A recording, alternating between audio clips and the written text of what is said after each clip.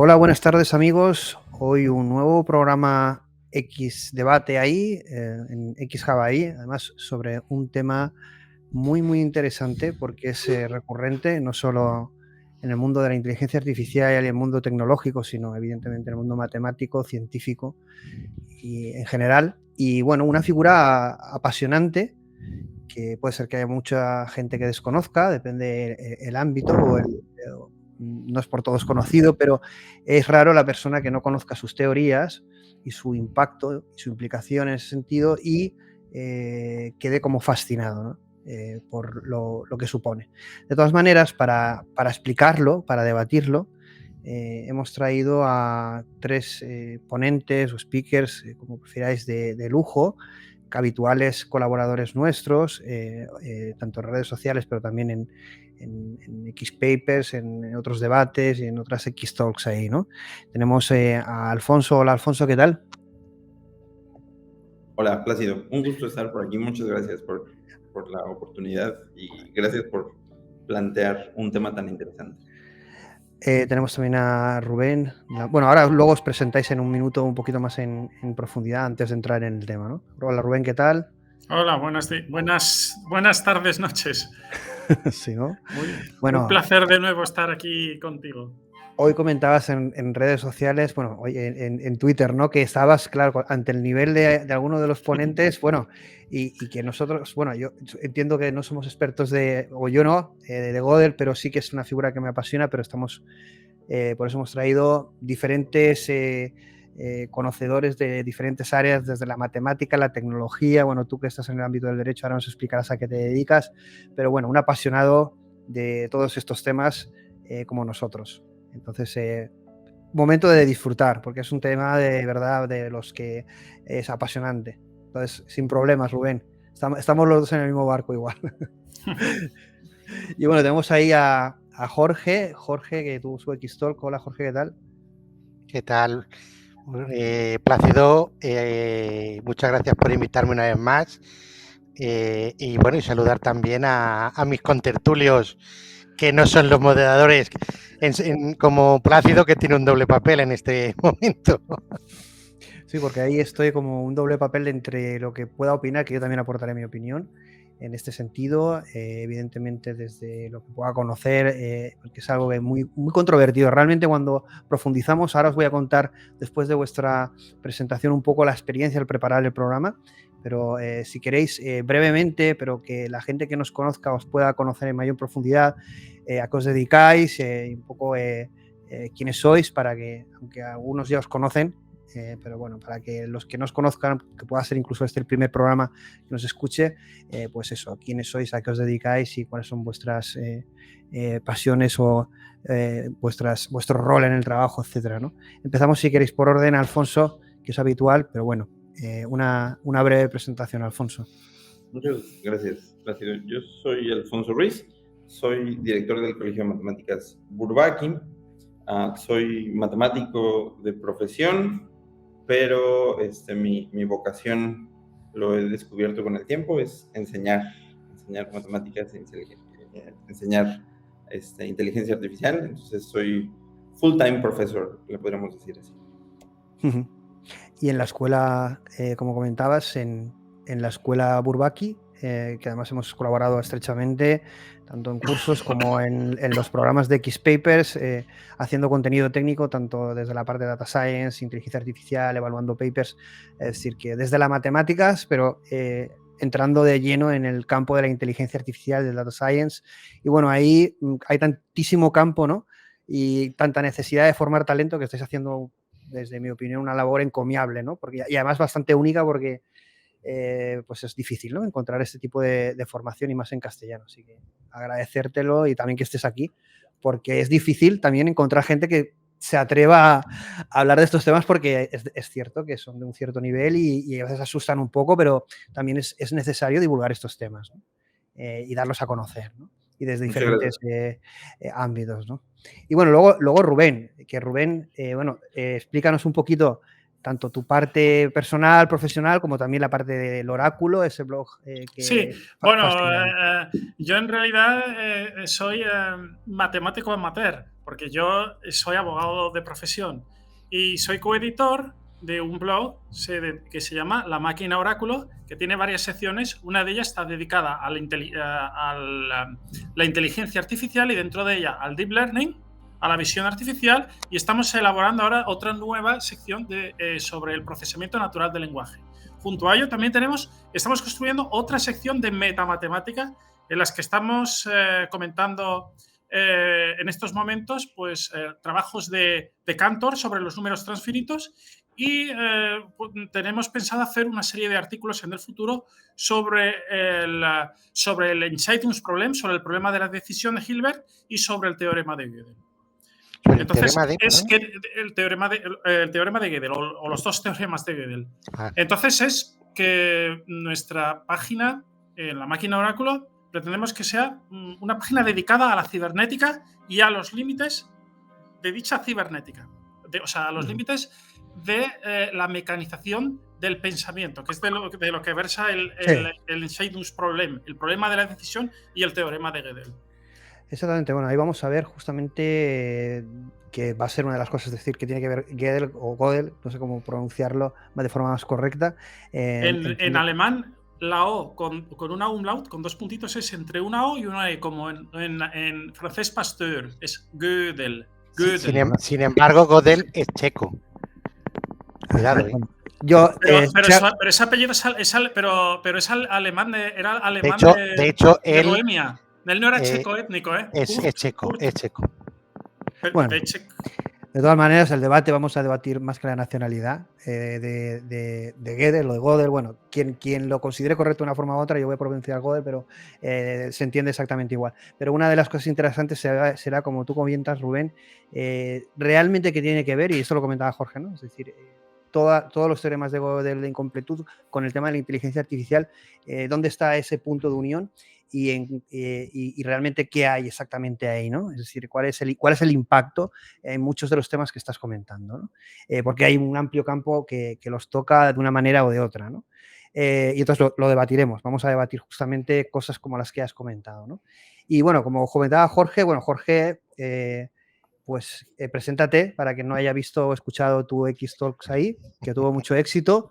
Bueno, con Jorge también estaríamos como el resto de ponentes, pues son mentes inquietas y apasionadas, entonces el debate intentaremos que sea lo más divulgativo, sobre todo, porque al final lo que intentamos aquí es que la gente conozca sus teorías, la figura de Gödel, el impacto que ha tenido en inteligencia artificial, por qué representa algo en este sentido, en el presente y en el futuro, e incluso más allá, ¿no? Podríamos un poco también, hablaremos un poquito, si queréis, del Premio Nobel de Física, un poco la relación que pueda tener con Gödel en este sentido. Bueno, haremos un debate, pero sobre todo dar a conocer a la gente esta figura apasionante, ¿no? Y sus teoremas y la importancia que tienen. Jorge, presente para quien no te conozca, aparte de que sea checo o alemán o... Yo soy Jorge Sánchez, nací en Albacete hace 50 años. Soy director, estoy en Francia, soy director de innovación y tecnología en una empresa de Thin Film Coating Technology, porque, bueno, pues tengo la suerte que desde que hice mi tesis hace ya casi 30 años en física, pues siempre he trabajado en lo que pude sacarme mi tesis. Soy un privilegio en ese aspecto. Por lo tanto, como he dicho, soy doctor en física, licenciado en física y grado en matemáticas. Grado en matemáticas por pura pasión. Bueno, publico y soy miembro editorial de revistas científicas diversas, en concreto en matemática en Frontier-SIN, y aparte de experto en la Unión Europea para temas de I+D+I en el campo de la fotónica. En España fui el presidente fundador de la plataforma sectorial asociada y bueno, mi pasión, aparte de mi trabajo, pero realmente mi pasión es la matemática, que es el lenguaje de la naturaleza. Y bueno, escritor de un libro también. Soy escritor de un libro, soy de un ensayo que trata precisamente de la relación entre mi definición geométrica de tiempo como una variedad 1D y los teoremas de metalógica de Gödel. Yo creo que por eso es muy, muy importante, en primer lugar, enfocar de dónde se parte, de dónde salen los teoremas. Los teoremas de Gödel tiene muchos trabajos en lógica, en aritmética básica. De hecho, uno de los 20 problemas famosos de Hilbert lo resolvió él. Pero estamos aquí y nos hemos interesado mucho por el teorema, los dos teoremas de incompletitud, que desde el punto de vista formal ya no son lógicas, sino entran en el campo de la metalógica. ¿Vale?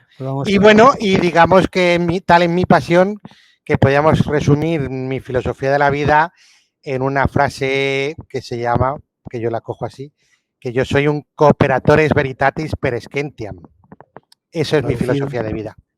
Cooperadores de la verdad a través de la ciencia. Entendida la ciencia como todo saber racional bajo conocimiento hipotético deductivo, obviamente. Bueno, vamos a tener con las presentaciones, ya la gente puede, o habrán salido corriendo o se quedan, ¿no? Directamente.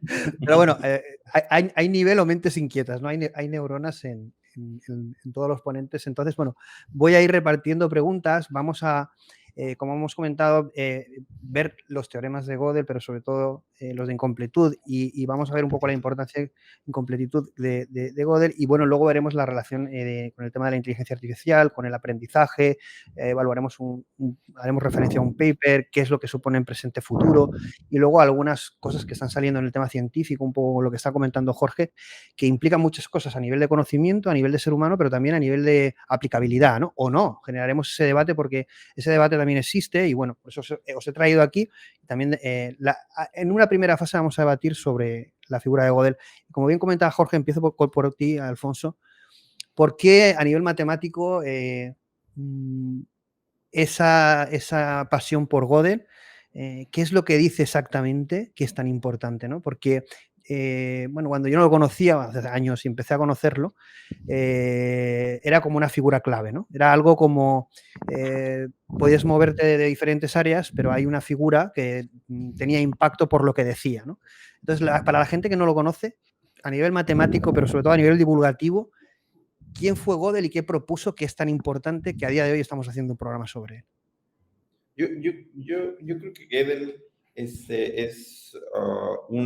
la culminación, o el trabajo que hizo Gödel es la culminación de una manera de pensar y de hacer matemáticas, en particular una manera de pensar y hacer matemáticas que reaccionó a la manera como Hilbert entendía las matemáticas. Hilbert es uno de los matemáticos más importantes de toda la historia, y él en el Congreso de París en 1900, él propuso una lista de problemas argumentando que esos eran todos los problemas que importaban en matemáticas, que una vez que estos problemas se hubieran resuelto, entonces las matemáticas prácticamente dejarían de existir. No lo dijo así, pero bueno, todos sabemos que la implicación última de la resolución de esos problemas era que no hubieran nuevos problemas en matemáticas, ¿no? Y esto a muchos matemáticos los alteró,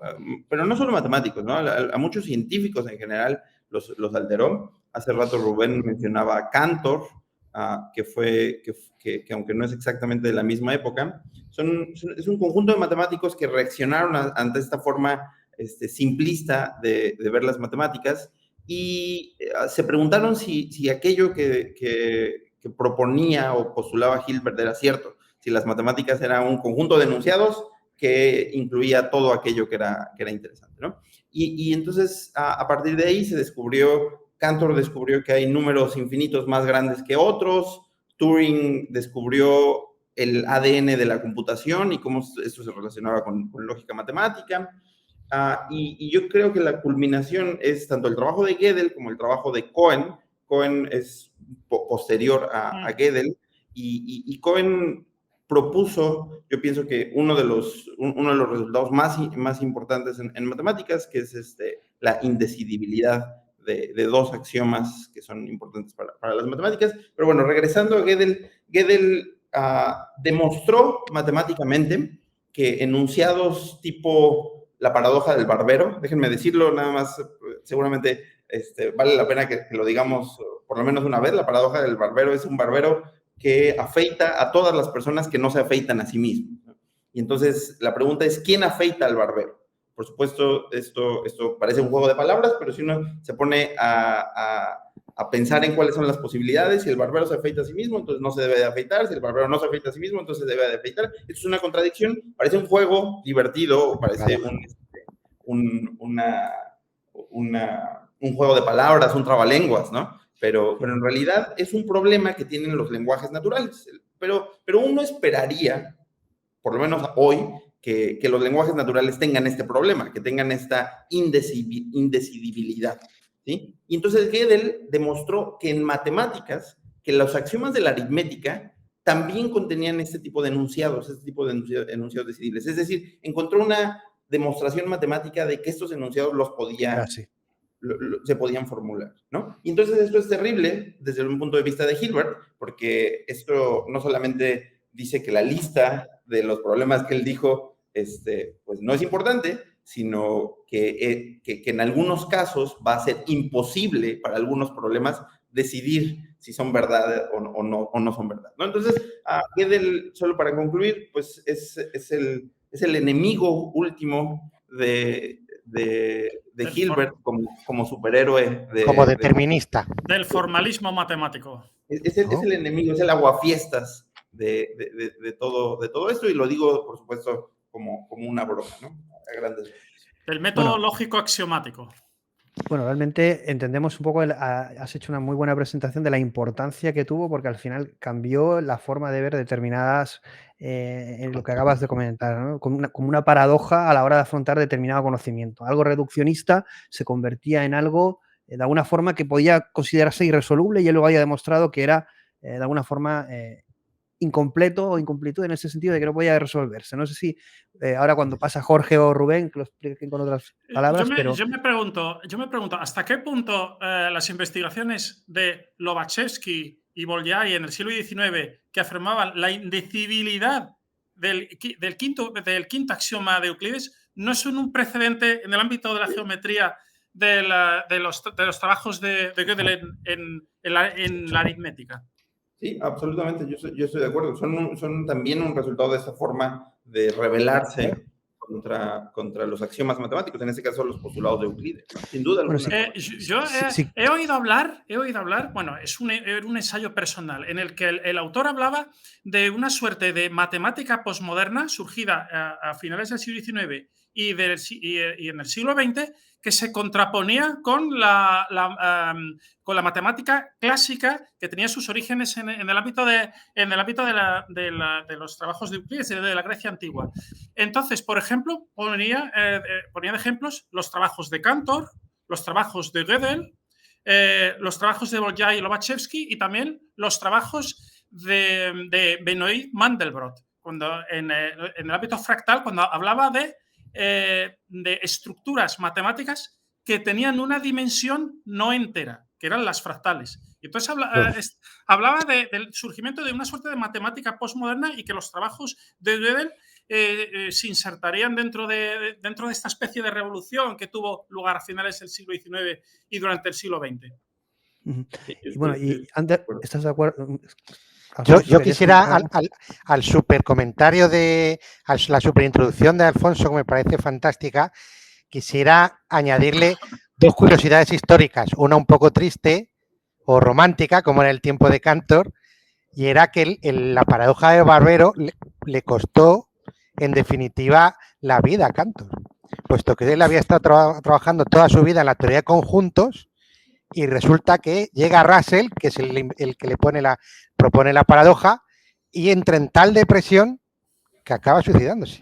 Y 20 años más tarde, supongo que Alfonso lo podrá explicar mucho mejor, aparece la teoría de conjuntos tal y como la conocemos ahora, con la redefinición a través de un axioma, de una afirmación que va a ser indecible, porque es la clave.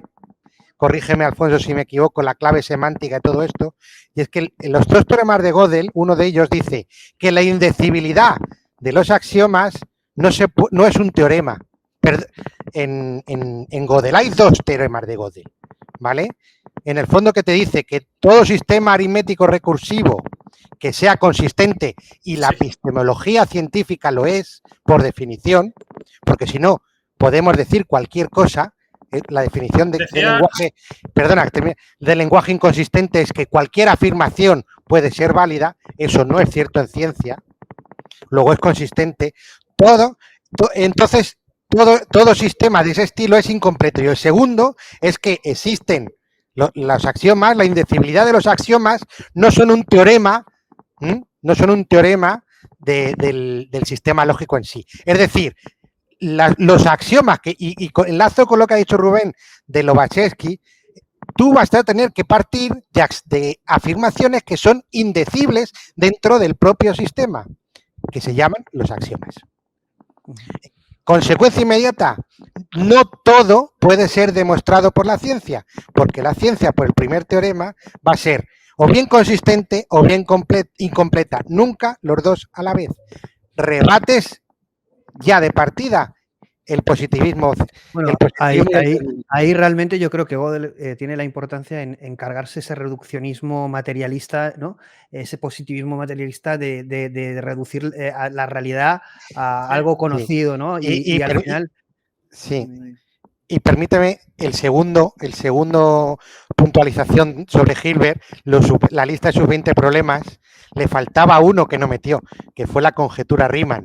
Y tiene Hilbert la famosa frase que dijo en ese momento: yo aquí tengo la lista, pero indudablemente si yo muero y en algún momento en el futuro resucito, la primera pregunta que voy a hacer es: ¿la conjetura de Riemann se ha demostrado?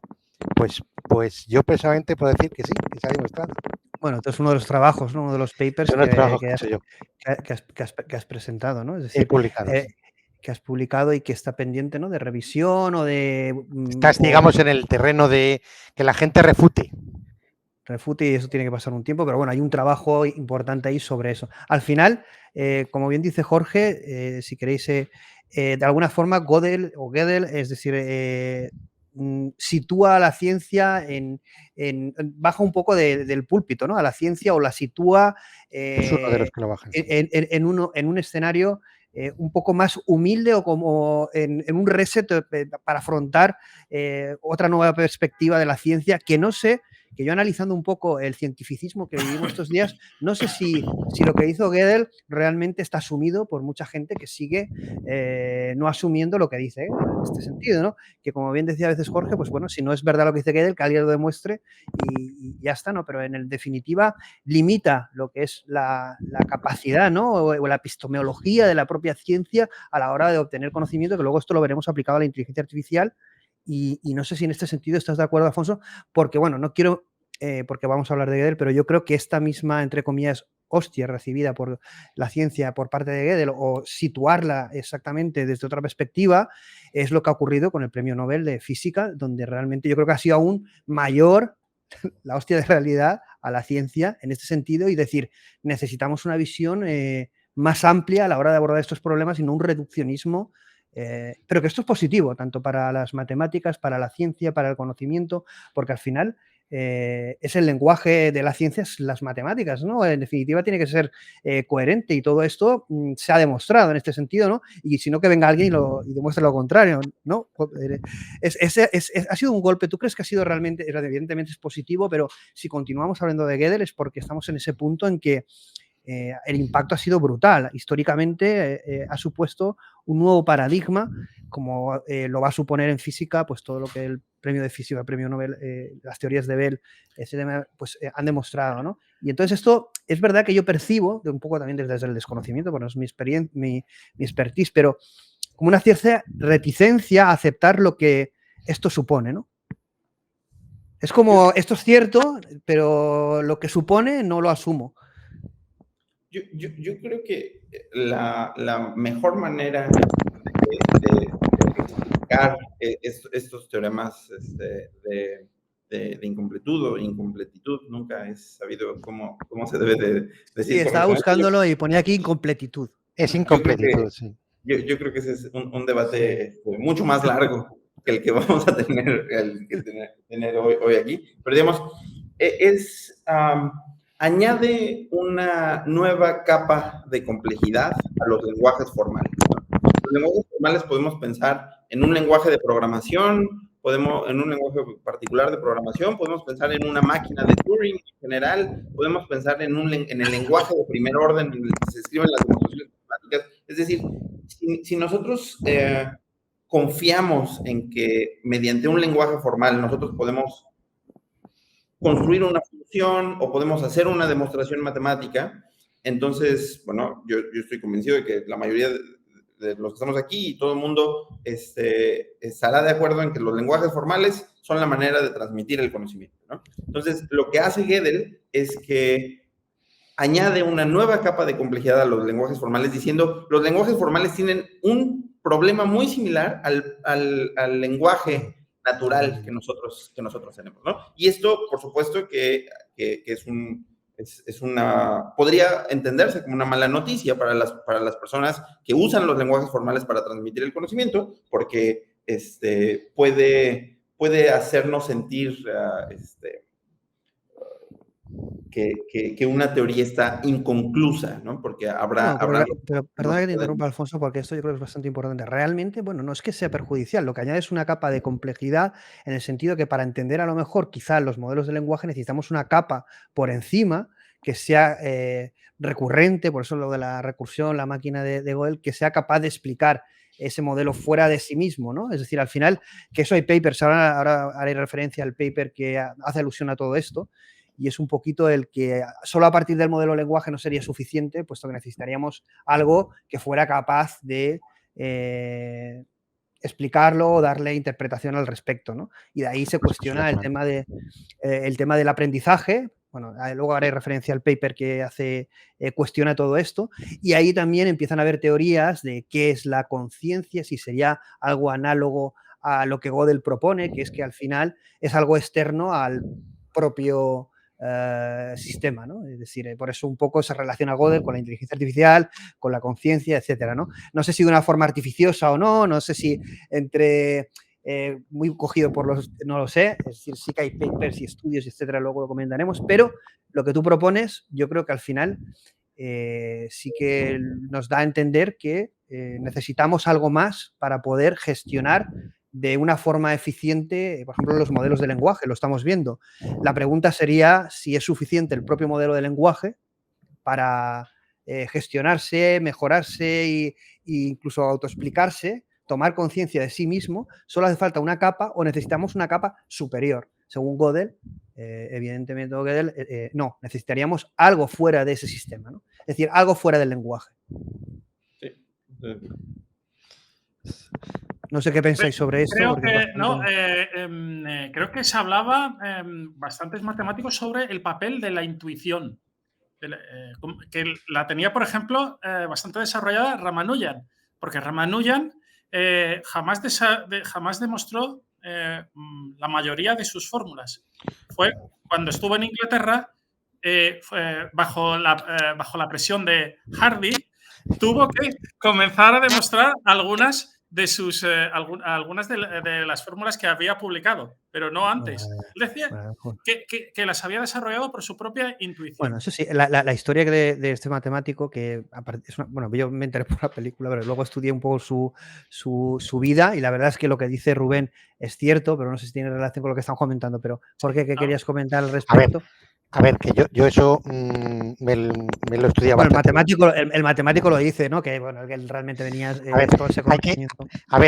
Una cosa es que no esté bien expresado matemáticamente, y otra cosa es que la lógica esté ahí. Y la lógica deductiva no está ahí. Hardy y Littlewood, que trabajaban juntos casi la mayoría de las veces, por cierto, son unos de los tíos que te pueden, o sea, te deberían, yo estoy seguro que te daban escalofríos solo de ver que cogían tus papeles, porque es que eran el formalismo en su máxima expresión. Entonces, que Hardy y Littlewood lo único que le pedían a Ramanujan es explica bien y de manera profesional lo que estás poniendo. Nunca dijeron en ningún momento, en ningún comentario que hicieron, que esto es intuitivo. Porque la matemática... el Ramadán, bueno, eso es lo que decía él. Bueno, no, él decía que le daba... Ramanujan afirmaba que recibía... Sí, eso sí. Sí, que a su diosa, que la diosa le hablaba al oído, y eso es muy famoso. Pero no, los papeles, y no se han estudiado todavía todos los papeles porque aparecieron muchos como con Riemann, a su muerte, no hay saltos lógicos en ningún lado. Otra cosa es que estén expresados en un lenguaje que un matemático puede decir poco riguroso, que es lo que le achacaba Hardy Littlewood. Pero no había ninguna especulación. Le decían que lo escribiera.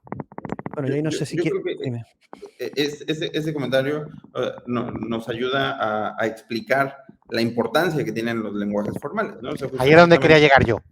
Esa es la necesidad que hay en matemáticas, que exista un lenguaje formal. Esa es la necesidad de que una computadora siga una instrucción, pues necesita haber un lenguaje formal en el que se dirija estas instrucciones. Y estos lenguajes formales, los teoremas de incompletitud de Gödel, lo que dicen es que pueden ser tan complicados como la paradoja del barbero, ¿no? Que es el error de una persona muy dependiente de los lenguajes formales.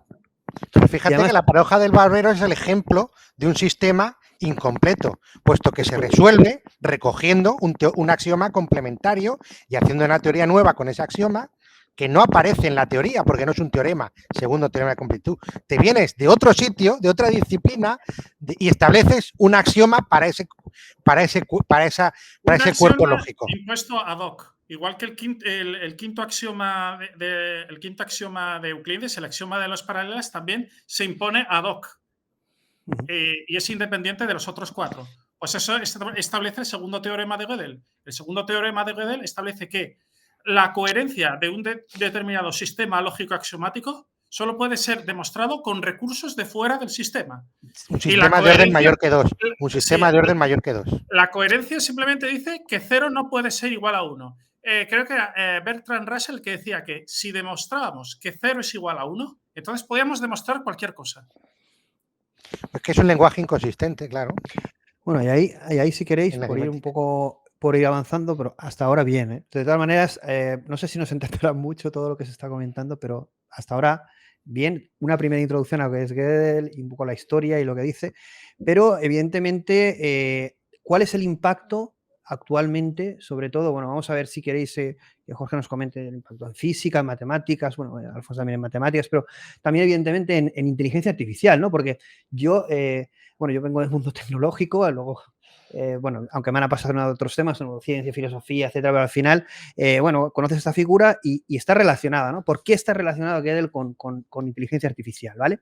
Y bueno, evidentemente cuando buceas sobre esto, o oyes a diferentes personas, lo relaciona de diferentes maneras, pero sí que hay un paper, no sé si lo conocéis, que se publicó en Nature Machine Learning, Machine Intelligence, que básicamente decía... que el aprendizaje no puede ser un decidible, la traducción sería no puede ser, no sé cómo traducirlo. El aprendizaje de un problema no es decidible, ¿no? Exactamente. Básicamente, al final lo que llegaba a concluir este paper, cuidado que esto también ha sido cuestionado, ¿no? Pero relacionaba cómo la inteligencia artificial, los sistemas de aprendizaje, de forma, cómo lo hacemos los seres humanos y cómo lo puede hacer una máquina, ese continuo, y cómo al final lo relacionaba con los teoremas de Gödel y al final llegaba a la conclusión de que era algo inabordable. Es decir, que el aprendizaje como tal en el ser humano no iba a poder ser abordado por una inteligencia artificial, porque al final le pasaba pues, lo mismo que dice Gödel, ¿no? Debía ser algo asumido o llevado de alguna manera a otro sistema, ¿no? Es decir, complementario. Pero cuidado que esto ha sido criticado. Esto ha sido criticado porque a las pruebas me remito, ¿no? Es decir, a las pruebas me remito en los avances que existen en los modelos de lenguaje y todas estas limitaciones que vemos a nivel matemático, que se puede relacionar la inteligencia artificial con Gödel, después a nivel práctico parece que no existen. Entonces este paper, que luego dejaremos el enlace en redes o en tal, también ha sido cuestionado. Es decir, no presupone una verdad absoluta, sino un estudio que relaciona todo esto y al final llega a esta conclusión de que el aprendizaje en este sentido tiene esta característica. ¿Qué opináis al respecto? Es decir, ¿cuál es la relación de Gödel y sus teoremas en la inteligencia artificial o en lo que es el aprendizaje o si quieres, Alfonso, un poco, y luego si queréis, Jorge, o Rubén, y si no conocéis en el tema de la inteligencia artificial, como es el caso que estoy explicando, pues en otras áreas, es decir, cuál es el impacto en física, etcétera, o en otras áreas que podáis conocer que está afectando estos teoremas. Yo muy brevemente, ese ejemplo del que tú hablas, Plácido, en Nature, es muy interesante, pero yo creo que hay un ejemplo para las personas que estudian o se interesan o son practicantes de la inteligencia artificial, que es un poco más sencillo de entender. Así como Gödel demostró la incompletitud de la aritmética, es decir, aquella teoría que nosotros utilizamos o que nosotros suponemos sobre los números naturales, que siempre hay un número más grande que otro, que sumar A más B es igual que sumar B más A, todos estos axiomas de la aritmética, él demostró que la aritmética contiene estos enunciados indecidibles que no se pueden demostrar, ¿no? Pero hay un enunciado indecidible en la computación que es el enunciado del halting problem, ¿no? Para las máquinas de Turing. Es decir, Turing también demostró que en el lenguaje formal de una máquina de Turing existen enunciados que no se pueden decidir adentro de la teoría si son verdaderos o falsos. Este enunciado es algo que todos los practicantes de Machine Learning están acostumbrados. ¿Cuándo va a converger mi algoritmo? ¿Sí? Halting problem lo que dice es... Perdón, ahora que estás explicando justamente esto, Turing tuvo alguna influencia, supongo que tuvo influencia en lo que dijo Gödel con respecto al problema de parada de Turing. ¿Alguna influencia tendría? Muchas. Evidentemente? Mucho, bueno, ¿no? O sea, en el año 1931, Hilbert plantea su problema de la decisión y recibe varias respuestas. Recibe una respuesta de Alonzo Church, otra respuesta de Gödel y otra respuesta de Turing. Desde dos enfoques diferentes, Gödel y Turing afirmaban lo mismo, que existían cuestiones que para cualquier sistema lógico axiomático que fuera omega consistente, existían proposiciones verdaderas, que eran ciertas, pero que no eran recursivamente demostrables a partir de los axiomas del sistema. Esto lo afirmaban tanto Turing como Gödel. Y Gödel demostró que su teorema y el teorema de la parada de Turing eran matemáticamente equivalentes. Pero en principio los dos dieron una respuesta negativa al problema de la decisión de Hilbert, cada uno según un enfoque diferente. El enfoque de Gödel era el enfoque desde el punto de vista de las fórmulas y de las funciones recursivas, mientras que el enfoque de Turing era más bien un enfoque algorítmico, la existencia de una máquina de Turing que va ejecutando un algoritmo y mientras lee símbolos de una cinta. Gödel demostró que ambos teoremas eran matemáticamente equivalentes, aunque fueron desarrollados independientemente por ambos. Alfonso, yo ahí no sé si veo una equivalencia, en mi opinión, es decir, no lo sé, es decir, esto es un pensamiento en voz alta. Yo creo que el problema de la parada es una demostración de lo que dice Gödel, pero no es una equivalencia. Realmente al final es una limitación el problema de la parada que refleja la verdad de los teoremas de Gödel, pero no es una equivalencia para nada. Bueno, es mi opinión, que se puede debatir. Hay una equivalencia, ¿no? Pero creo que Jorge iba a decir. Sí, vamos a ver, aquí viene la importancia de lo que recalca antes de situar bien los problemas, los teoremas de Gödel. Los teoremas de Gödel entran en el campo de la metalógica, ya no es ni lógica en sí, es cómo funciona el conocimiento deductivo. Luego, si te colocas ahí, estás, por decirlo así, en el fundamento de la matemática fundamental. Luego es lo más general desde el punto de vista científico que te puedes poner. Lo más general. Luego, no cabría esperar otra forma que, siendo la computación una aplicación de la lógica, por consiguiente, una aplicación de la metalógica, por estar por encima, es un ejemplo o una evidencia más que soporta el teorema de Gödel. Es que no puede ser de otra forma. No, es una evidencia, pero no es una teoría equivalente. Es decir, el problema de la parada es una evidencia. Sí, no son equivalentes. Pero lo sorprendente hubiera sido que hubieran sido resultados distintos. No, por eso comentaba Rubén en las correspondencias, pues Gödel y Turing estaban de acuerdo, ¿no? Y claro. lo que dice Rubén no es enteramente falso, ¿no? Porque uno, Eso es utilizando las máquinas de Turing, también puede demostrar los enunciados indecidibles a los que llegó Gödel, ¿no? La aritmética, que son los axiomas mínimos que incluye Gödel en su teoría, también existe adentro de las funciones computables o de las máquinas de Turing, ¿no? Uno puede, gracias a la recursión, uno puede definir un sucesor, un número sucesor, etcétera, ¿no? Entonces, ahí sí es posible demostrar el teorema de incompletitud de Gödel, el primero, y el segundo es un corolario. Sí es posible demostrarlo hablando solamente de máquinas de Turing, porque al final una demostración matemática, una demostración en lenguaje formal, son las instrucciones que sigue una computadora para ejecutar un programa, ¿no? Ahora, es cierto, por el otro lado, que el halting problem es otro enunciado distinto, que es indecidible también, pero sí hay forma de demostrar el teorema de incompletitud de Gödel. De hecho, la manera como yo aprendí la primera demostración fue vía máquinas de Turing, ¿no? Es una demostración bastante intuitiva. Y hemos... Sí, básicamente el problema de la decisión de Hilbert, explicado para programadores de una manera intuitiva.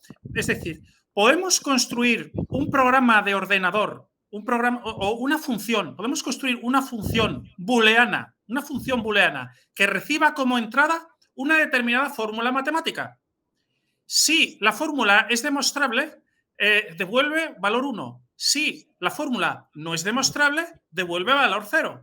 ¿Podemos construir una función tal? Si pudiéramos construir una función tal, prácticamente todas las grandes cuestiones matemáticas serían solubles. Sería soluble, por ejemplo, determinar si la conjetura de Goldbach ¿es verdadera? ¿Es falsa? ¿Es demostrable? ¿No es demostrable? Simplemente cogemos, escribimos a la conjetura de Goldbach en forma de un string, de una cadena. Esta cadena la codificamos en un número, la metemos como algoritmo, como argumento dentro de la función de la que hablamos y es esta función la que devuelve valor 1 si la conjetura de Goldbach es demostrable y 0 si no es demostrable.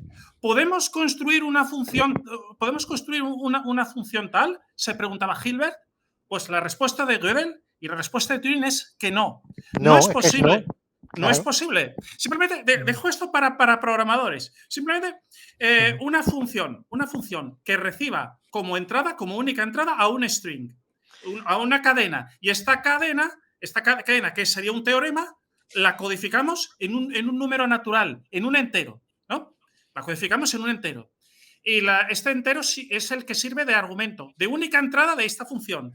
Y la función es un booleano que devuelve 0 o que devuelve 1. No podemos construir una función tal. Y eso en eso se sustancia los teoremas, tanto el primer teorema de Gödel como el problema de la parada de Turing. El problema de la parada. ¿Sabes qué dice el problema de la parada de Turing? Sí, el problema de la parada de Turing viene básicamente viene a decir que en qué condiciones un programa puede o no puede colgarse. Porque una máquina de Turing que no se para es lo mismo que un programa que no se cuelga. Perdón, un programa que se cuelga, que continúa funcionando indefinidamente. Por ejemplo, sí, ¿Y un ser humano se puede colgar? ¿Sabes qué? No se puede colgar. No se puede colgar. ¿Por qué? Pero precisamente por eso, porque no es un autómata. Aunque en cierta ocasión, ¿sabes qué? Mi primo en la máquina en el Twitter de la máquina oráculo colocó el ejemplo de unas hormigas que parecían quedarse colgadas y giraban en torno a un determinado punto y que parecían morirse. Es un ejemplo de un ser vivo que se queda colgado, curioso. No, pero claro, se quedan colgados los autómatas. Se pueden quedar colgados los autómatas, pero no los seres vivos biológicos. El problema de la parada de Turing es decir, ¿este algoritmo se va a quedar colgado, sí o no? No Bueno, podemos dar una respuesta general. y ahí lo que comenta Jorge es un poco también lo que comenta el paper, que es la diferencia que existe entre nosotros como seres humanos, como seres biológicos, con un aprendizaje continuo, con un tipo de sistema o programación, da igual como queramos llamarle, que no responde a ese tipo de mecanismos. Pero cuidado, eso no quiere decir que a lo mejor tenemos diferentes niveles. Es decir, a lo mejor el problema de la parada, porque yo cuando veo estos problemas desde fuera, yo no los veo tan complejos. A mí cuando me dicen, bueno, no existe el problema de la parada. Bueno, realmente necesitaríamos un programa que supervisara el programa, pero un programa externo, que es lo que hace Gödel. En definitiva, la solución no es tan complicada. El problema es que del mismo programa no puede salir la solución de validación. Eso está claro. Es decir, que es el problema de la parada. El mismo programa no puede autopararse. Vale, pero es que a lo mejor nosotros nos ocurre lo mismo. Dime, Alfonso, corrígeme lo que... Pero no, yo, digamos, a menos que haya entendido mal, o sea, el problema de la parada sí dice que ningún programa que yo calcule en una máquina de Turing puede decidir si otro programa se pare o no. Es decir, no es el mismo programa el que va a decidir si el programa sino se que para tampoco, o no. tampoco existe un... Vale, tampoco existe otro que pueda decidir si tu algoritmo va a parar. Pero es decir, si eso dice Turing, pero si eso dice Turing, que realmente esa apreciación es muy, muy importante, esa diferencia, evidentemente total, no es exactamente lo que dice Gödel. Gödel diría entonces que, a ver, ¿por qué? Porque realmente está en otro nivel. Realmente no es el mismo sistema. Son dos cosas distintas. Pero siguen siendo dos enunciados indistintos.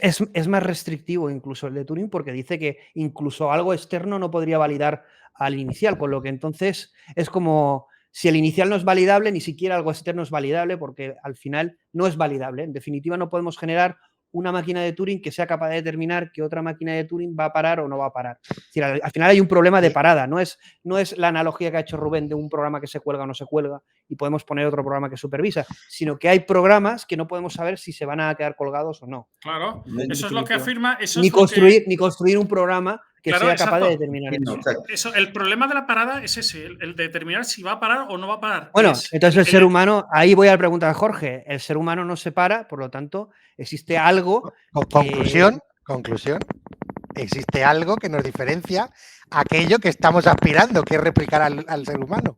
Hay mucha gente que intenta replicar. No, llegaremos un día al ser humano. Estáis dando evidencias de que parece ser que va a ser complicado. Bueno, ahí Alfonso es verdad, con lo que dice Jorge y este razonamiento que estamos haciendo, es evidente que a nivel matemático, si es cierto lo que dice Turing, nunca vamos a poder llegar a replicar lo que hace el ser humano, puesto que no, uno de los problemas, como es el problema de la parada, el ser humano no lo tiene y nosotros vamos a ser imposibles de superar eso. Entonces, pero sí que es verdad que si eso lo tenemos de momento como claro, porque es lo que se demuestra o se dice y nadie ha dicho lo contrario, por otro lado tenemos este gran avance en inteligencia artificial con esos logros, pero en definitiva, por mucho que avancemos, nunca vamos a superar ese problema porque parece que ese problema no está. Por ejemplo, en los modelos de lenguaje, de todo el tratamiento que se está haciendo, toda la evolución que está habiendo, este problema no está. Aquí no estamos hablando de un problema de parada. Es decir, el modelo de lenguaje siempre contesta.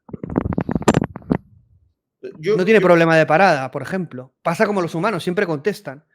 Siempre dicen algo, siempre tienen una respuesta.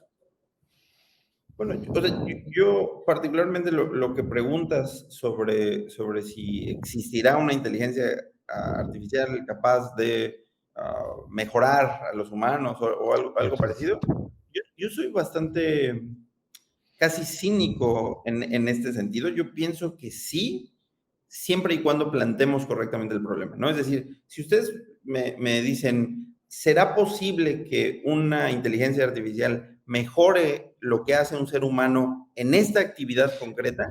Yo estoy convencido. Eso es distinto. Pero para cualquier actividad, ¿no? La que sea. Sí, pero otra cosa, pero la pregunta es, la pregunta es si seremos capaces de replicar lo que hace el ser humano. Es muy distinto. ¿Sabes qué?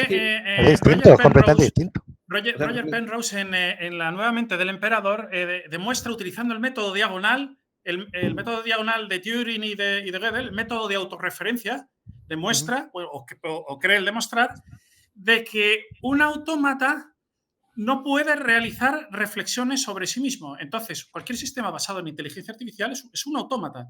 Es una máquina cuyos estados internos se representan mediante números naturales o ternas de números naturales. Y no podría realizar reflexiones sobre sí mismo. Aquí haríamos una reflexión, que sé que Alfonso estos saltos tanto, que viene de la matemática, estos saltos tan... Pero no podríamos generar inteligencia artificial con conciencia, por lo que no podríamos generar este tipo de programación. Podríamos simularla o generar modelos cognitivos que pudieran replicar el comportamiento, pero no la naturaleza propia de la cognición, por lo que no podemos hacer lo que está comentando Rubén y lo que estamos explicando aquí. Aunque es uno de los temas en neurociencia y en inteligencia artificial, que es locura, ¿no? Que es el replicar ese tema, ¿no? A nivel matemático, porque dejar de ser metafísica para ser ciencia, ¿no? Y yo digo que vamos a tener que hacer mucha alquimia para llegar a hacer matemática o ciencia con la conciencia cuando estamos hablando de esto, ¿no? Que no sabemos si es un problema eterno o ontológico de la realidad, de la propia realidad, en el que realmente va a ser imposible completar esta información a nivel matemático, es decir, hay unos límites en la propia matemática para modelar esto o no.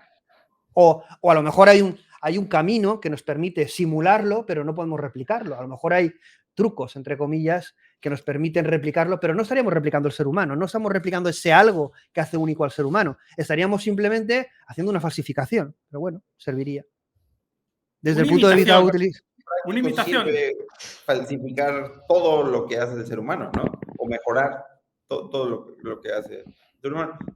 Un último comentario. Esto es la diferencia para los matemáticos entre ser un número arbitrariamente grande, más grande que cualquiera que tú me des, y un número infinito, ¿no? O sea, el número infinito es el equivalente al ser humano, que cualquier cosa que tú hagas que tú me digas la puede hacer. Y la otra es cualquier actividad que bien planteemos y que digamos la inteligencia artificial tiene que superar en esta actividad del ser humano. Yo estoy seguro de que sí existe.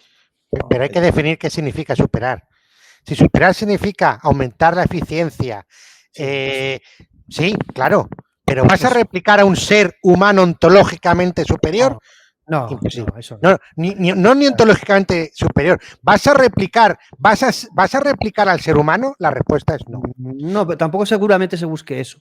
Yo creo que al final lo que buscan es que, cuidado, que luego ese cruce de caminos va a existir, porque al final estás replicando la película o la historia humana y la estás delegando a algo artificial, y al final, por mucho que busques productividad, está ocupando el espacio que ocupa el ser humano, ¿no? Pero evidentemente la naturaleza no es la misma. Eso es lógico que no va a ser la misma, pero desde un punto de vista utilitarismo, que cuidado, que yo defiendo más el humanismo que el utilitarismo, pero desde un punto de vista utilitarismo, que es lo que dice Alfonso, yo creo también que se va a poder mejorar desde el punto de vista de la eficiencia. Pero sí, esa naturaleza, la pregunta será la misma, ¿no? Esa cualidad que nos hace humanos, quizá no somos capaces de replicar, y tampoco pasaría nada, porque la matemática, el que esté limitado desde ese punto tampoco la limita en su fin, ¿no? Que es, en definitiva, las aplicaciones en ciencia son una consecuencia de un fin. El fin de la ciencia no es ni el utilitarismo, ni el materialismo, ni la aplicabilidad. De hecho, por ejemplo, yo personalmente detesto cuando dicen voy a estudiar esto porque tiene muchas salidas. Pues me dan ganas de decir, como decía Pitágoras cuando le preguntaban, ¿y esto para qué sirve? El círculo. Y una vez responde a sus alumnos, pues, a ver, darle un dragma y que se vaya porque ya tiene bastante con eso. Pues lo mismo, la ciencia busca conocer por la belleza del conocer, por la belleza de comprender la existencia, la creación, lo que existe, vamos a dejarlo así, adquiere conciencia de su existencia a través de nosotros. Ahí está una belleza. Una consecuencia, un corolario de esa belleza es que lo apliquemos a nuestra conveniencia. Y ahí estoy con Alfonso, pero no es el fin de la ciencia. No debería serlo. Bueno, el fin no debería serlo, no es el fin. Del ser humano, la utilidad de la ciencia para el ser humano. Esto que acabo de decir no son palabras mías, son palabras de otro gran matemático, Henri Poincaré, que es de aquí, por cierto, de un pueblo de 80 kilómetros donde estoy yo, natural. ¿De dónde era Poincaré? Poincaré nació cerca de Bretaña, Normandía. Era normando. Sí. Realmente. Por cierto, hablando de eso, él era ingeniero de minas, se sacó la oposición de inspector de trabajo y le pasó como a Einstein en la oficina de patentes. Se aburría y dijo, pues voy a hacer matemática porque encuentro belleza. Bueno, ahí realmente yo estoy con los dos, con Jorge y con Alfonso. Es decir, realmente es verdad que la ciencia, independientemente de esa visión humanista con un fin, al final el enfoque práctico, a pesar de estos teoremas, lo va a seguir teniendo, porque la matemática, eso sí, digo algo, no es que busque la verdad última, sino al final busca una modelización de esa verdad, Es ¿no? que Que cada vez será mejor, ¿no? Y entonces, en ese sentido, lo que dice Alfonso, ¿no? Es decir, bueno, realmente no vamos a tener el infinito, porque eso es el ser humano, pero lo que podamos tener seguro que nos sirve, es útil, porque es lo que nos ha dado este gran avance. Yo creo que las matemáticas, lo he comentado muchas veces con Alfonso, bueno, hace unos años era impensable este amor de todo el mundo por las matemáticas y este protagonismo, ¿no? Yo, entonces, bueno, no iba a contar una anécdota personal, porque estuve con una matemática, pero en definitiva, es verdad que a mí siempre me han apasionado las matemáticas, a Jorge también, a Rubén también, pero era como... Y es verdad que las matemáticas están cobrando como una importancia, porque la tiene, evidentemente, porque a través de la cual se puede llegar a un conocimiento y a un metaconocimiento también. Yo eso es un poco lo que echo de menos, que es esa ciencia que tenga esa apertura de mente en el sentido de que podamos abordar estos problemas desde la matemática, desde la ciencia, pero también sabiendo nuestras limitaciones, ¿no? Y Gödel, yo creo que seguimos hablando sobre él y es tan apasionante porque yo creo que mete el dedo en la llaga, ¿no? Igual que luego Bell, pero bueno, eso sería otro programa. Pero es como que mete la llaga en, como bien dice Jorge, en preguntarnos, ¿no? No solo, más allá de la matemática, más allá de la ciencia, más allá de la utilidad. Exactamente, más allá del reduccionismo, la utilidad, que es verdad que es lo que se vende, ¿no? Al final la inteligencia artificial, da igual, si podemos conseguir eficiencia, productividad, superar al ser humano en cuanto a capacidad, estamos logrando, pero ¿cuál es el fin? Claro, entonces es como bien has dicho tú, Alfonso, quizá viendo cómo está avanzando todo esto, ya vamos a ir acabando, ya vamos a ir porque es una horita, no queremos hacer muy largo tampoco el programa.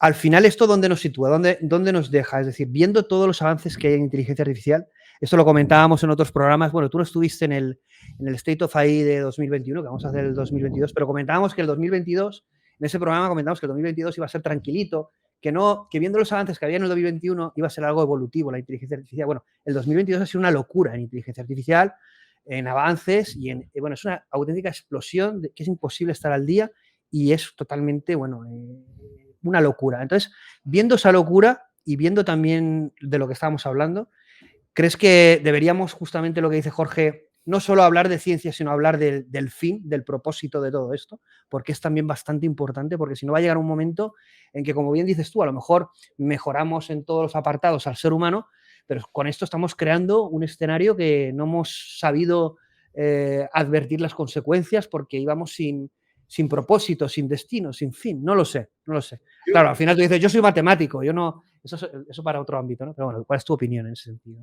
No, yo quiero hacer dos comentarios sobre esto. Yo pienso y conozco muy buenos matemáticos que no son muy buenos matemáticos porque estén buscando algo trascendental o porque estén buscando la verdad última. Son muy buenos matemáticos porque tienen un problema complicadísimo que resolver en su trabajo, en un sector relacionado con la ingeniería, en un sector financiero. Son muy buenos matemáticos porque tienen problemas muy grandes. Y por ejemplo, hay otro matemático que diría algo de alguna manera opuesto.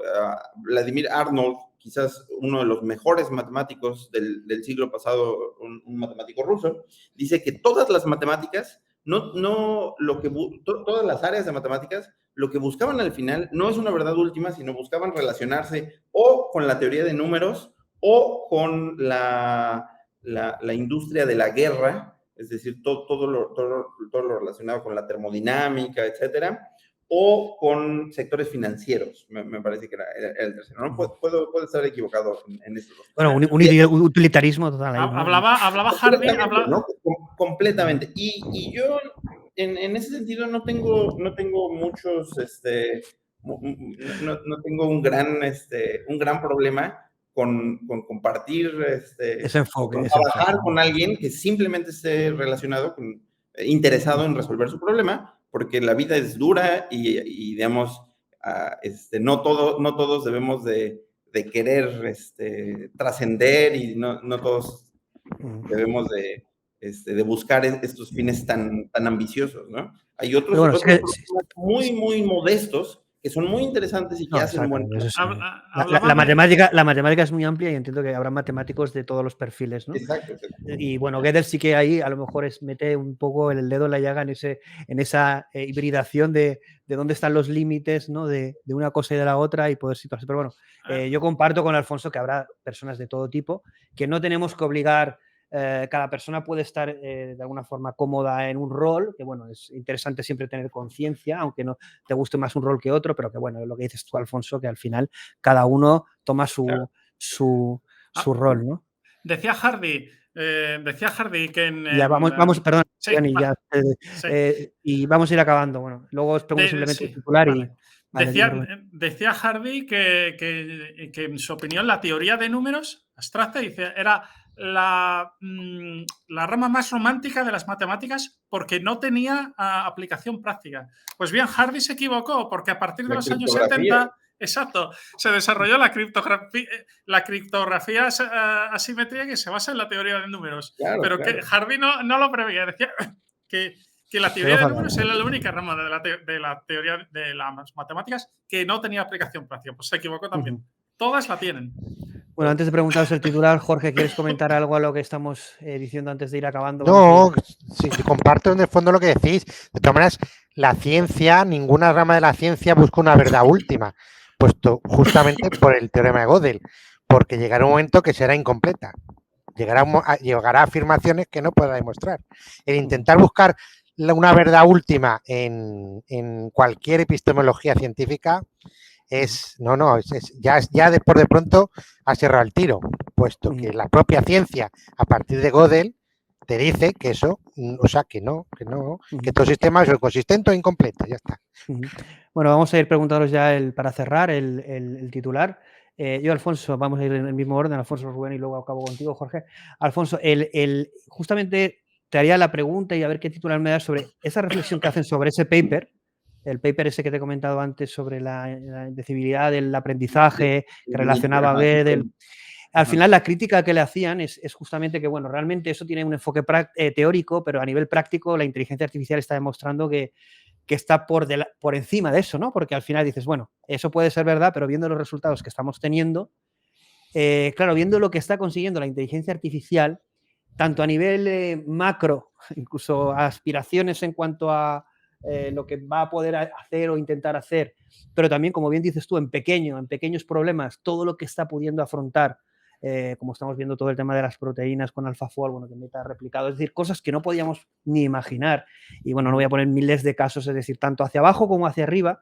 Es como decir, bueno, ¿para qué queremos pensar en Gödel y limitaciones de teoremas? Me da igual, la realidad es tan bestia y puedo hacer tantas cosas que no me interesa, ¿no? Y es un poco la crítica que le hacen a este paper, que es que tiene un enfoque muy teórico y en el fondo no tiene un enfoque práctico. Tú en ese sentido, ¿qué piensas de la inteligencia artificial, de ese, entre comillas, cuidado, peligroso endiosamiento en cuanto a capacidades que puede hacer, ¿no? Y luego a veces cosas como las de Gödel que nos da una visión, como dice Jorge, que nos puede llevar a tener una visión como más humanista, más de propósito, más de conciencia de nuestras limitaciones y ser un poquito en ese sentido más realista del papel de la ciencia, la matemática, el conocimiento. Es decir, parece que se obvia, ¿no? Cuando vemos la potencia o el utilitarismo de todo este tipo de cosas. ¿Qué piensas de ello? Yo creo que esa crítica al artículo es un poco injusta, porque ese artículo en particular sí tiene una consecuencia que es relevante, por ejemplo, para la gente que hace ciencia de datos, ¿no? O sea, la pregunta siguiente de, ¿será posible que con estos datos yo logre entrenar un modelo que satisfaga tal? Esa pregunta, en algunos casos, ellos demuestran que es indecidible. Y esta no es una pregunta de un filósofo, no es una pregunta de un experto en matemáticas, ¿no? Esta es la pregunta de un jefe de proyecto o es la pregunta de un científico de datos junior. Es una pregunta que tiene una importancia, ¿no? Ahora, que estas técnicas ayuden a mejorar el performance de un modelo, es posible que no, estoy de acuerdo con esto, pero, digamos, sería parecido a decir, ¿de qué me sirve conocer la función de la campana de Gauss si yo nunca voy a ver una campana de Gauss teórica, ¿no? Si yo siempre voy a ver un histograma que se aproxima a la campana de Gauss. No sé, puedo estar de acuerdo en que no es inmediatamente útil, pero para todas las personas que nos gusta en nuestra profesión entender en la medida de nuestras posibilidades en dónde estamos parados, creo que es muy importante este resultado, ¿no? Si uno busca una aplicación un poquito más cercana a la realidad de la indecidibilidad, hay un trabajo también en Nature que relaciona la indecidibilidad que demuestra la indecidibilidad de algunas ecuaciones en física. Esto es muy concreto, ¿no? Yo soy ni siquiera un aficionado de la física, entonces no entiendo suficiente de estos temas, pero sé que quien busque una aplicación más concreta de la indecidibilidad puede encontrarla en la física. En ese artículo que les comento, te lo voy a pasar. Sí, pásanoslo para que lo linquemos. Sí, eso lo quiero observar. En Twitter, ponerlo en Twitter, sí. Sí, porque la física no dice, la física observa y concuerda. Y luego objetiviza con la matemática. Pero es otra cosa. O sea, no sé, yo discrepo en el fondo si realmente lo que dice es que en la física hay ecuaciones indecidibles. No, lo que hay es observación, concuerda con la realidad, objetivizo con matemática, punto. No procede decir eso. La ciencia en el método científico no procede decir eso. Modela, la física o la ciencia de datos modelan una realidad en mejor o no sé, menor medida. Pero la física precisamente es la ciencia del observable, la que desarrolló el método científico. Y el método científico es observo y comparo. Comparo y modelizo una vez que consigo que lo que calculo conserva. Sí. Eso es el método científico. Claro, intento entender lo que dice Jorge y lo que dice Alfonso. Al final, el paper entiendo que dice que algunos temas físicos son irresolubles desde un punto de vista matemático, pero es como bien dice Jorge, la física no puede decir eso. Porque la física no es matemática. Claro, entonces ahí hay como un punto. Bueno, es recomiendo la famosa vídeo ese que hay por ahí de YouTube de la charla de Riemann, que es la mejor de las mejores. No. Charlas sobre qué es física y qué es matemática. Ahora os pediré los enlaces y lo ponemos todo y cada uno o los oyentes que lleguen a sus propias conclusiones. Exactamente. ¿No? Bueno, voy a acabar con Jorge, pero ahora primero con Rubén. Rubén, bueno, espero que lo hayas pasado bien y hayas estado, como dices tú, a la altura. Yo creo que sí has aportado tu conocimiento, tu pasión y muchas anécdotas y tu visión de este tipo de cosas. Además, el trabajo que hacéis en el blog del Oráculo, que es súper interesante y que recomiendo. ¿Cuál crees en este sentido? Bueno, que si va a seguir teniendo importancia esta limitación en todo lo que estamos viendo en un futuro, tanto en cómo abordamos la inteligencia artificial. Tú estás viendo muchas noticias de la inteligencia artificial, publicáis también muchas cosas, también del tema cognitivo, de inteligencia artificial. Es decir, ¿cómo ves el tema en este sentido, lo que le estaba explicando Alfonso, ¿no? Es decir, yo creo que esos teoremas y lo que presuponen, casi que nos olvidamos de ellos a la hora de abordar determinados temas, ¿no? Por ejemplo, el tema cognitivo, el tema de la conciencia, ¿no? Se hace ese salto lógico y todos estos teoremas como que se olvidan. ¿Cuál sería un poco tu titular, resumen rápido para ya acabar? Porque estamos un poquito, queremos acabar no mucho más de 2 minutos. Así, algo rápido de por dónde van a ir los tiros. Vamos a seguir hablando de Gödel. Cuando afrontamos estos problemas con los de conciencia, que como dice Jorge es algo inabordable, o como es la replicación del ser humano, nos volvemos locos realmente o olvidamos realmente todos estos teoremas que no deberíamos un poco, o deberíamos debatirlo, como dice Alfonso en este paper de la física, que como dice Jorge, no, pues esto no puede decir esto, pero al final este debate existe, ¿no? En papers, en ciencia, unos piensan una cosa, unos piensan otra, que luego yo estoy un poco más en la línea de Jorge, pero lo que dice Alfonso es cierto, al final el abrir el debate ahí, pues bueno, cada uno luego que saque sus propias conclusiones. Rubén, ¿tú qué piensas en temas un poquito más delicados como la de cognición, conciencia, etcétera? ¿Qué va a pasar ahí? El primer teorema de Gödel implica que existen partes de la verdad que son inaccesibles al método lógico axiomático. Y en su aplicación a la inteligencia artificial es posible que afecte a largo plazo en la posibilidad de alcanzar una inteligencia artificial general, una AGI. Por el contrario, sí que será posible ir mecanizando algunos aspectos de la cognición, como por ejemplo, bueno, desde hace décadas, por ejemplo, las calculadoras, que mecanizan las capacidades de cómputo del cerebro humano, incluso tienen un mucho mayor rendimiento. Y en los últimos 10, 20 años, esta mecanización se ha extendido a otras facetas cognitivas como el reconocimiento de objetos o la detección de objetos o el reconocimiento incluso de rostros.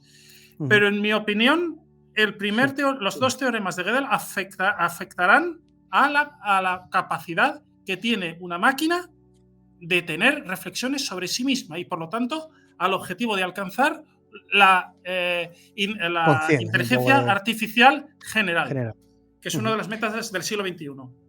Bueno, ahí, como decía, lo veremos, ¿no? Es decir, veremos cómo, si lo pueden resolver, que sería análogo a la parada de Turing, es decir, si pueden crear esa máquina que sea capaz de reflexionar sobre sí misma, o como decía Turing, que es algo imposible de crear, o lo que hacemos es algo totalmente distinto, ¿no? Bueno, vamos a Jorge y acabamos ya, que nos hemos pasado 10 minutos. Jorge, yo voy a ir un poquito diferente a lo que les he preguntado, que casi sería para un siguiente programa, pero hazlo rápido para titular porque estamos ya pasados de tiempo. Gödel hace justamente este debate, que fíjate que tiene repercusiones en Turing, y estamos hablando de inteligencia artificial y las repercusiones que tiene estos teoremas. Con el premio físico de Nobel de Física de este año, lo de Gödel se queda en anécdota respecto al nuevo paradigma que supone esto, ¿no? Que además tiene implicaciones a todos los niveles, pero que volvemos a lo mismo, se sigue sin asumir, ¿no? Es como que tenemos ese reduccionismo, ¿no? ¿Qué tiene que ocurrir para que la gente vea la evidencia científica y las limitaciones científicas y del propio ser humano a nivel ontológico y epistemológico, y que realmente entiendan que la ciencia no es algo, no busca la verdad última y que no podemos ser solo eso? ¿Y por qué ocurre realmente este debate cuando no hay debate en principio? Y como bien dices tú, si hay debate, pues que se demuestre lo contrario y que ganen un Nobel. Yo diría, el siglo XX en la ciencia se resume en 3 grandes pasos. La mecánica no lineal, que llega a la mecánica caótica, fractales, la indeterminación cuántica, teorema de Bell, y Gödel. Y se resumen: cientificistas del siglo XXI, rendíos porque no tenéis nada que hacer. Está muy bien, esto es muy de clickbait, ¿eh? Esto lo vamos a poner para que haga la pulsa. Bueno, Jorge es muy guerrero, pero es un placer. La ciencia no es cientificista. Yo creo que, y ahí estaréis todos de acuerdo, vemos un momento genial en cuanto a conocimiento, ciencia, descubrimientos, apasionante en el ser humano. Lo que hay que hacer es darle una aplicación para que la vida del ser humano sea, como dice Jorge también, más digna, más libre y mejor para todos, al nivel que cada uno quiera, ¿no? Bueno, yo estaba un poco también asustado por el programa, porque son temas así pero me ha parecido una charla muy diferente y apasionante. Yo espero que hayáis disfrutado, porque al final lo que consiste es que podamos disfrutar y debatir cosas, cada uno a su historia, y que luego esto también llegue a la gente, que vean ahí 4 mentes potentes. Pero bueno, es un placer tener a Jorge, tener a Alfonso, Alfonso desde México, que lo hemos comentado, que no sé, ¿qué hora es allí, Alfonso, ahora? ¿Qué hora tenéis allí? Es la 1:45. ¿En qué estado estás, por cierto? Yo vivo en Yucatán, en Mérida, abajo, Mérida, al sur de... Abajo. Pero bueno, es un placer, como bien decimos, XHub ahí da voz al talento, también tener a Rubén y con sus iniciativas, contenidos, seguirlo en Twitter. Y bueno, es un placer, espero que guste mucho a la comunidad, esperamos comentarios. Sabéis que el tema de Gödel, muchos no se atreven a hablar, pero todos tienen opinión sobre lo mismo. Lo publicaremos en LinkedIn, os pediré las referencias, lo publicaremos, a ver qué debate se genera ahí, nos pondrán a caldo, dirán que sí, dirán que no, que es lo interesante, que al final estos temas, que poca gente habla sobre ellos, desde estas perspectivas, pues podamos generar debate y divulgación en la calle, y es lo interesante. Bueno, un placer y hasta muchas la próxima. Gracias por el tiempo prestado y a disposición de todos desde aquí. Chao.